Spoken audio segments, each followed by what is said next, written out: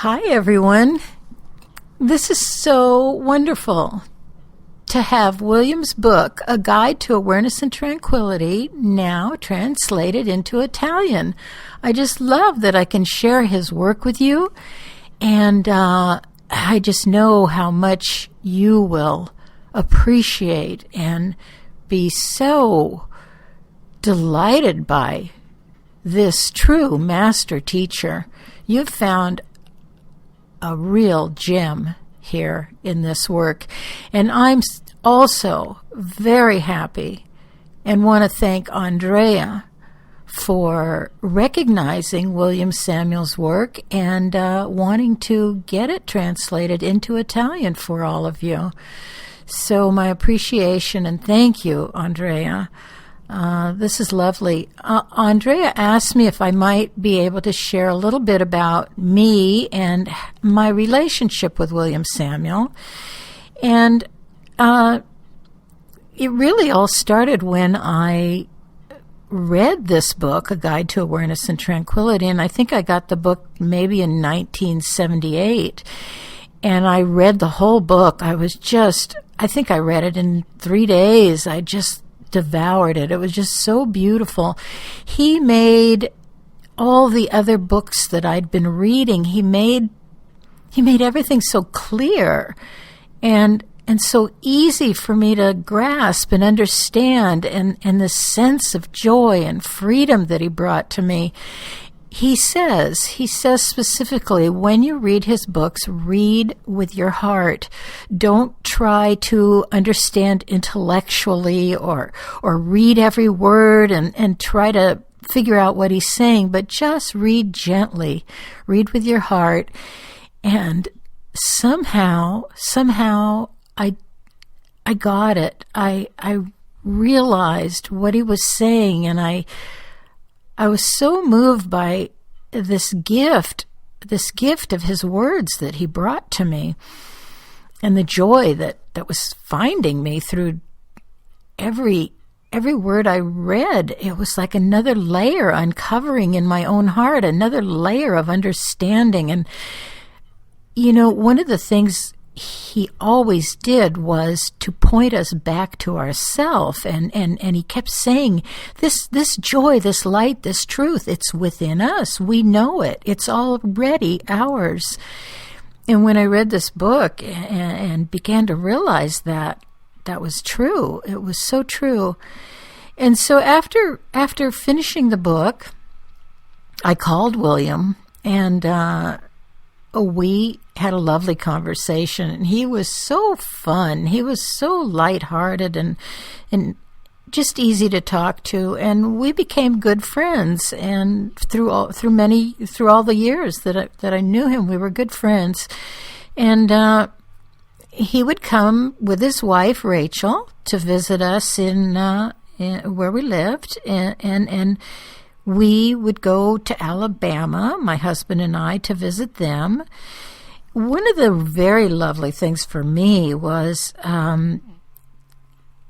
his teaching was through stories very often, a lot of beautiful, wonderful stories that were just funny and fun and happy, and there was this light in the stories, and you could recognize the truth through his stories.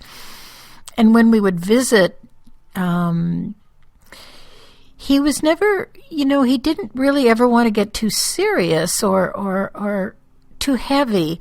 And we would go for walks, or we would have a picnic, or we would just enjoy. And he was so funny. He truly was. He had the best sense of humor. And so a lot of being with him was full of laughter and fun and happiness. And I think that was one of the best things for me and my style of learning. It filled my heart with delight and the truth. And the truth came in such a joyful way, a way that kept leading to freedom for me. It kept leading to this spacious, open, unbound freedom. And that's why he often speaks of it as childlike, a childlike simplicity, and that sense of feeling like we're uninhibited and happy again, and not burdened with all the old man's, all the old conditioning, all the systems and the rules and regulations of the world. And this is a way of breaking free. The other thing that was so beautiful about his work was he would be able to bring us directly to feel this beautiful presence that is living us, that is living this life we are, right here, right now. He was writing about the here and now and the presence and awareness long before all the other teachers have sort of taken on his teaching in many ways. The way that he teaches and the words that he uses, you will find that he was truly the original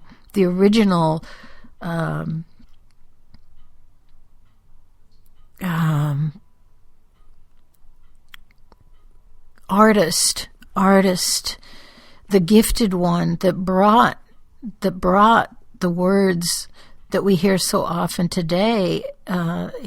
William was the one that really tapped into this infinite source of truth and reality, and he was the one that opened the doors to all of this information that we're now receiving from so many other people who are discovering for themselves this light of truth.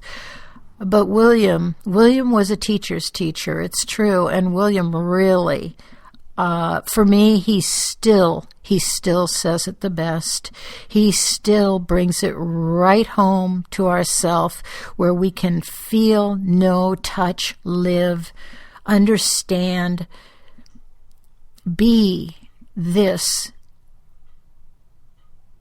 beautiful light presence life that's right here and right now. And this is where it is. It is here. It is now.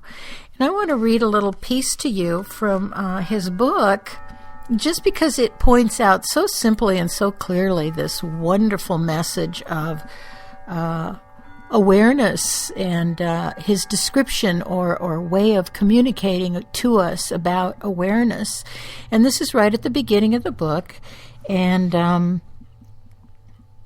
it's just, you'll be amazed at his gift of communication. I guess this is why I really am so happy that you found his book. He has a true gift to communicate, and in this communication comes such a joyful, unbound liberation and freedom and understanding and peace, and a way to be here in the world and understand for ourselves the beauty of this world, that this world is the evidence of the living one, of the eternal love and the eternal principle. This world we're in is the evidence of it. Anyway, before I get too carried away, which I can do, and I'm going to try to tame myself here. But anyway, let me read this to you. Okay? It's not very long, but it's quite lovely. Awareness is basic. Awareness is the common denominator woven through all else that is called experience. Surely all we know about everything comes to us by way of consciousness, awareness. Every sight we've ever seen, every sound we've ever heard, every dream, every idea, every anything from the infinitesimal to the infinite, has been noted by way of awareness. And that's just so simply clear. Of course, awareness is what we are. Awareness is what life is. And where is this awareness? It is present. It is the living life. It is that which is before time, that which is before form, before space, before this world was. And that's our living selfhood. And then he goes on to say, awareness is single. How many awarenesses have we been concerned with during our lifetime? This one only. Everything, including that which we call the awareness of mother, husband, daughter, friend, or humanity, comes to us within and as this single awareness that reads these words. This awareness is the only awareness we've ever been. Isn't that just beautiful? Awareness is all-inclusive, all-inclusive.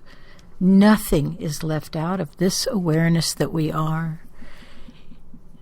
And when we begin to realize that, we awaken to the beauty of this living truth that we are here. This is the experience of life itself. It's a divine, holy, infinite, eternal presence, being all that we are. Anyway, let me see. I've lost track a little where I was going. So yes, William and I became good friends, and the joy for me was that William knew that I understood his work, and that's how we connected. He was more of a friend in realization that every time he'd tell me something or share something with me, I would get it. I'd just it just delighted him so much that I would go, oh yeah, okay. And then I'd come back with, and so this, and this. And he'd just be laughing and saying, you got it.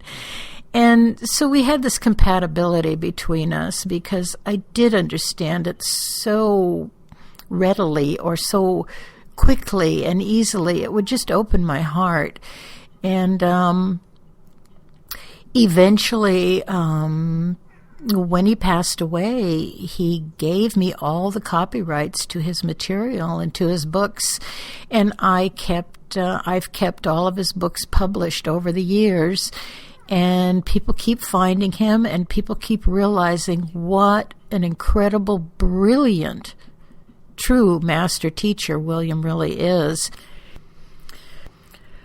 William told me that the best way that he felt for me to meditate would be through writing, and he called it journal tending or meditative writing. And I love to write, and so that was perfect for me. So that's what we did. We exchanged letters for many years. I eventually wrote a book, and I included all of his personal letters to me in that book.